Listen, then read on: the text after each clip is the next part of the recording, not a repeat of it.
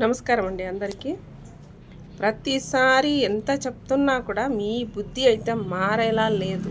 ఎందుకంటే మీకు డబ్బు పిచ్చి పట్టుకొని ఉంది, ఆస్తి పిచ్చి పట్టింది.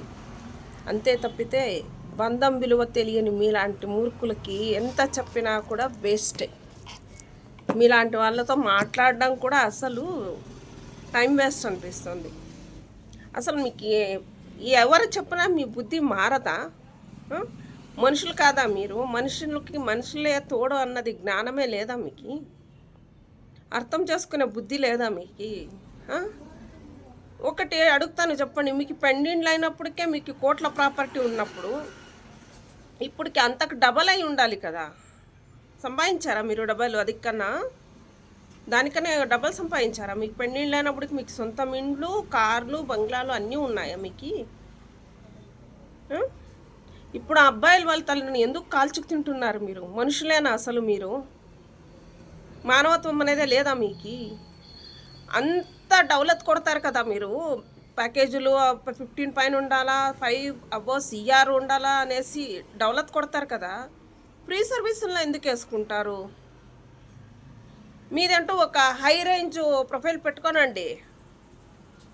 5 సిఆర్ గ్రూప్ అని, 10 సిఆర్ గ్రూప్ అని అలా మెయింటైన్ చేయండి. అది చేత కాదు కదా మీకు? ఎన్ని లక్షలు సంపాదించేస్తున్నారు మీరు నెలలకి? అబ్బాయిల తల్లిదండ్రులు మనం ఎంత టార్చర్ పెడుతున్నారో తెలుసా మీరు? మనుషులేనా అసలు మీరు? మేం సాకాలి మీ అమ్మాయిని, మీరు కాదు మా ఫ్యామిలీని సాకాల్సింది. మేము మీ అమ్మాయిని సాకాలి. తను ఉండేంత వరకు తన బాధ్యత మాది. అమ్ముకుంటున్నారు కదా అమ్మాయిల్ని, సిగ్గు అనిపించట్లేదు? ఎదుటి వాళ్ళ ప్రాపర్టీని చూసో, ఎదుటి వాళ్ళ ప్యాకేజీలను చూసా కాదు అమ్మాయిని ఇచ్చి పెళ్లి చేయాల్సింది. అమ్మాయిని బాగా చూసుకుంటారా లేదా అనేసి ఎంక్వైరీ చేయండి. కరెక్ట్ అయిన తల్లిదండ్రులు అయితే ఆ పని చేస్తారు.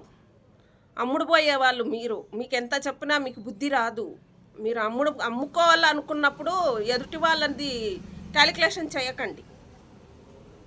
మీరు క్యాలిక్యులేషన్ చేసుకోనండి. ఎవరు ఎంత చెప్తున్నా మీ ధోరణి మీది. ఏం 10 lakhs ఉన్న వాళ్ళు పనికిరారా మీకు? మీకు అంతకన్నా ఎక్కువ బతికేస్తున్నారా మీరు? లాస్ట్ సారి కూడా చెప్పాను, ప్రతిసారి చెప్తాను, మీకే తిండికి టికానా ఉండదు, కానీ అబ్బాయిల వల్ల మాత్రం కోట్లకు ఉండాలి.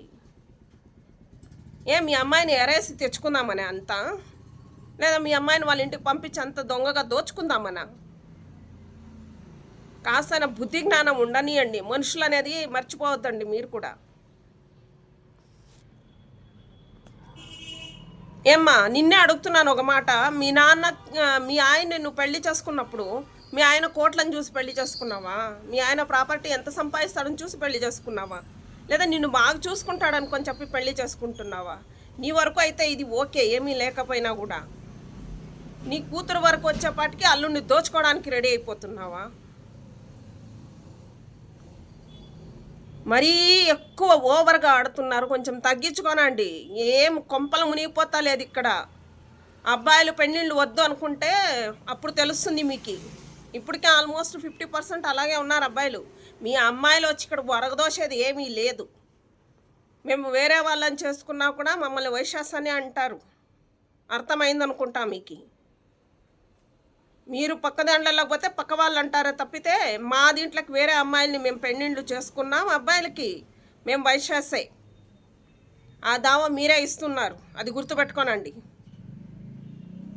పోనీలే మన వాళ్ళే కదా మారతారు అనేసి ఎంత చెప్తున్నా మీకు బుద్ధి జ్ఞానం కాదు కదా, ఇంగిత జ్ఞానం కూడా లేదు మీకు. మీలాంటి మూర్ఖులకి ఎంత చెప్పినా వేస్ట్. చౌటివాడి ముందర శంఖం ఊదినట్టు వేస్ట్ వాడి ముందర ఎంత టైం వేస్ట్ చేసినా వేస్టే. ఒక కూతురికి ఎలాంటి భర్త కావాలో కరెక్ట్గా ఐడియా తీసుకునేకి చేత కాదు మీకు. మొగుడికి చెప్తే పెళ్ళానికి చెప్తాను, పెళ్ళానికి చెప్తే కూతురుని అడగాల. పెద్ద ఇంగ్లీష్ వాళ్ళకి పుట్టిన వాళ్ళు మాట్లాడతారు. Not matched, not interested. మీకే ఎలా చెప్పినా కూడా మీరు అన్నిటికీ తగ్గిచ్చేసి నిలబడిపోయినారు. డబ్బు రావాలి, పరాయి వాళ్ళ ఆస్తికి ఎగబడే వాళ్ళకి ఎంత చెప్పినా ఎంత ఉంచినా వాళ్ళకేమీ అనిపించదు. వాళ్ళు మారేది కాదు కదా, మారాలన్న ఆలోచన కూడా వాళ్ళకి రాదు. పక్క వాళ్ళకి ఉండే ఆస్తిని, పక్క వాళ్ళు బిడ్డలు సంపాదించే సంపాదనని ఎగేసుకుపోయేకి కాసుకున్న గద్దలు మీరు. మీలాంటి మూర్ఖులకి ఎంత చెప్పినా వేస్ట్ ఫెలోస్ మీరు మారరు. మానవత్వాన్ని కాదు కదా, మనుషుల్లాగా కూడా మీరు నిలబడలేరు.